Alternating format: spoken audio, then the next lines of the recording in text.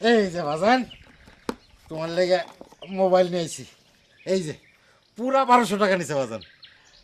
এটা কি আনছেন আব্বা? এটা কোনো মোবাইল হইলো?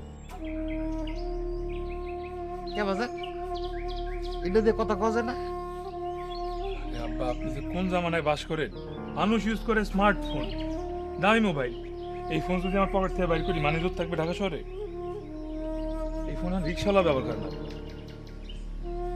বাজান, আমি গরিব মানুষ, আমি তো এইটারই ব্যবস্থা করতে পারলাম।